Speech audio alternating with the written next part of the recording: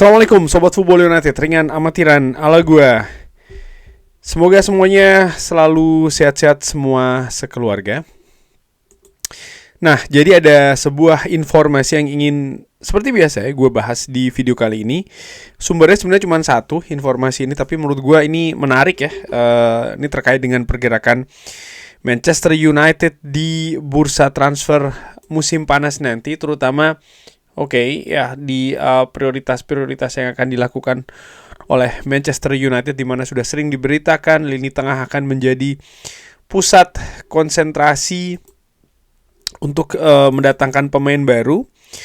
Nah, dari Chris Wheeler dari Daily Mail ya, ini mengatakan atau memberikan informasi Manchester United bersiap untuk menghabiskan atau mengeluarkan dana atau uang sekitar 150 juta pounds untuk mendatangkan 3 pemain tengah. Jadi 3 pemain tengah dengan angka 150 juta pounds, berarti sekitar 170 juta euro. Kalau ada dana yang mencukupi ya, artinya ada semacam kayak ruangan di budget untuk transfer tersebut. Manchester United di sisi lain juga merencanakan, ini menarik ya, merencanakan 80 juta pounds untuk mendatangkan marquee player atau pemain premium atau pemain utama atau pemain inti, katakanlah seperti itu, untuk menggantikan Casemiro. Nah, informasi ini memang tentu saja apakah pasti angkanya akan 80, apakah pasti angkanya akan 150, dari yang gua ketahui biasanya dari sumber-sumber yang kredibel ya, mereka tidak pernah secara spesifik, secara detail, secara pasti menyebutkan angka. Tapi bisa dikatakan mungkin sekitaran seperti itu. Dan apakah ini informasi yang valid misalnya, ya tentu saja ini masih meragukan, apalagi kalau melihat misalnya sumbernya dari Daily Mail. Chris Wheeler juga bukan merupakan jurnalis yang kredibilitasnya itu tinggi banget ya. Berbeda dengan misalnya jurnalis-jurnalis biasanya dari The Athletic. Tapi apakah informasi ini berarti diabaikan saja? Kalau menurut gue ada hal yang menarik. Bagaimana?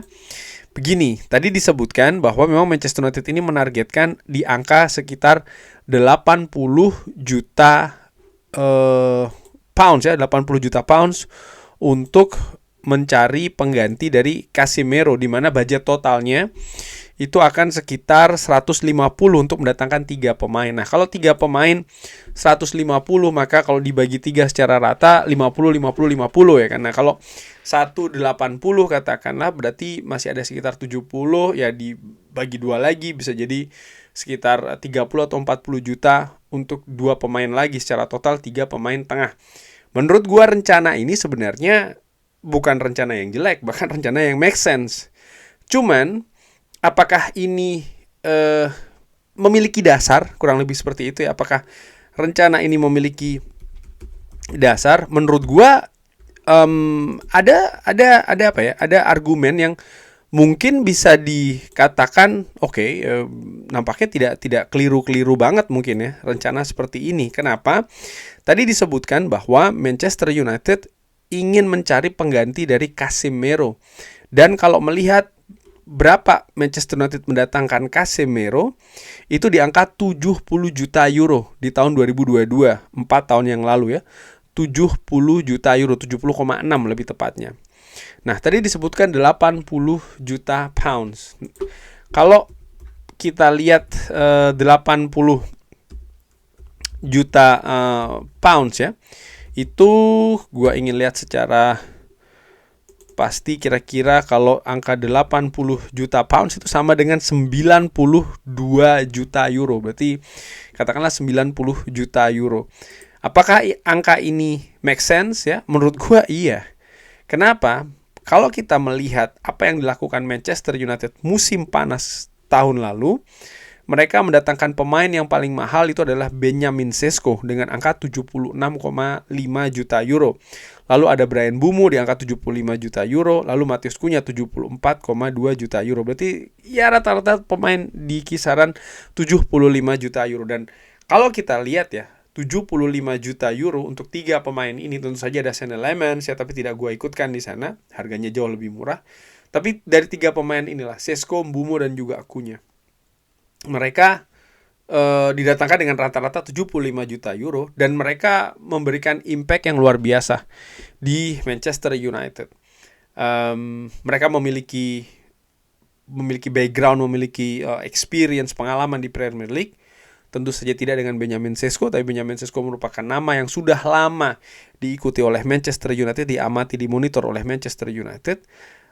Tapi intinya adalah ya Manchester United ketika mendatangkan pemain seharga 75 juta euro, mereka bisa gitu loh memberikan kontribusi performa yang luar biasa. Nah, untuk pemain tengah tentu saja ini berbeda keadaannya dengan 3 pemain yang tadi gue sebutkan, Sesko, Mbeumo dan juga Cunha, di mana pemain lini tengah ini memang tadi disebutkan marquee player. Jadi memang pemain inti, pemain yang menggantikan peran dari Casemiro, pemain yang diharapkan juga mengangkat kualitas permainan dari lini tengah bagi Manchester United.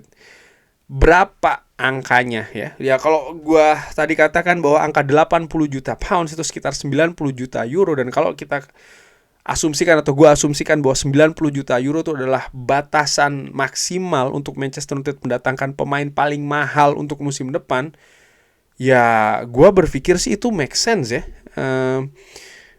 Kalau melihat dari apa yang terjadi musim lalu, bisa mendatangkan pemain yang bagus performanya secara rata-rata di angka 75 juta euro.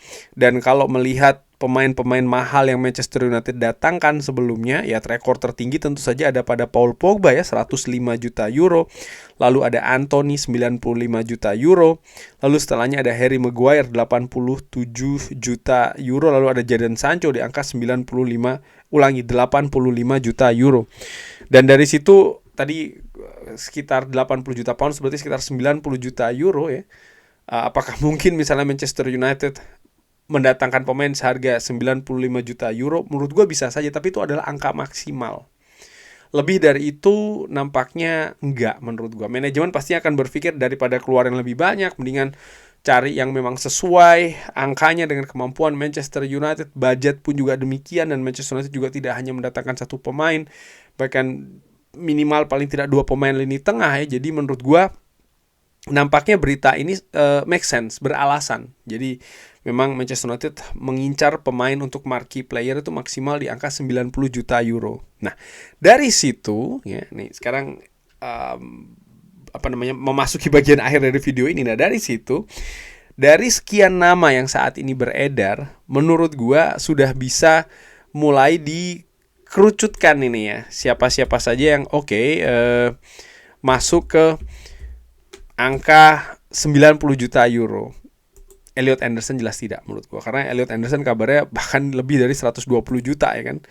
Bagaimana dengan Sandro Tonali? Valuasi saat ini ada di angka 80 juta euro.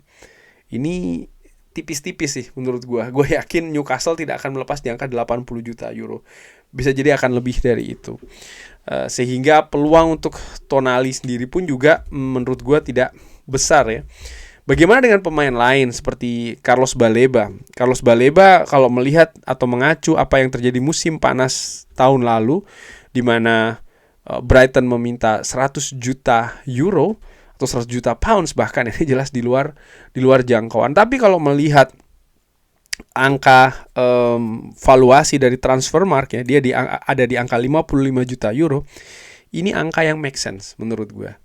Lalu siapa lagi ya yang Manchester United dikait-kaitkan? Tchouaméni misalnya, Aurelien Tchouaméni ini ada di angka 75 juta euro. Ya ini tipis-tipis nih, sama situasinya kayak Sandro Tonali ya, peluangnya tipis menurut gua kalau memang valuasinya ada di angka 75 juta euro. Memang masih ada selisih sekitar 15 euro, tapi bisa saja valuasi 75 juta euro versi Transfermarkt, tapi Real Madrid meminta angka yang lebih tinggi lagi. Mereka menaikkan itu masih bisa banget gitu ya untuk kejadian.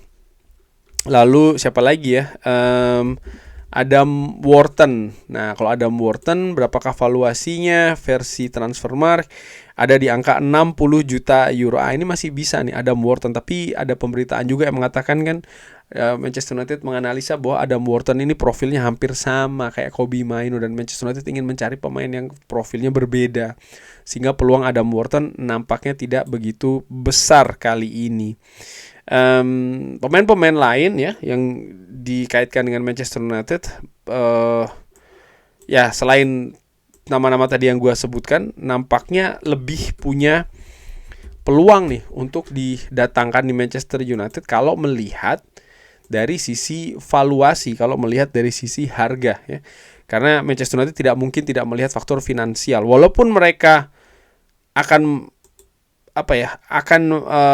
situasi positif lah dari sisi finansial nih dengan Manchester United bisa berlaga di Champions League, tapi ada banyak hal juga yang mereka harus keluarkan, tidak hanya untuk transfer saja tapi operasional, sehingga pemasukan yang sedemikian banyak itu tidak akan dipakai semuanya itu untuk transfer. Ada batasan-batasan tertentu yang mereka juga harus jaga, dan mereka berusaha untuk disiplin, di mana kedisiplinan dari sisi finansial ini sudah bahkan dilakukan ya kan oleh Ineos semenjak mereka pertama kali masuk ke Manchester United. Nah, dari situ menurut Sobat Football United, siapa nih nama yang paling memungkinkan untuk datang ke Manchester United? Silahkan drop di kolom komen. Terima kasih sudah menyaksikan. Jangan lupa like, sholat, dan juga subscribe.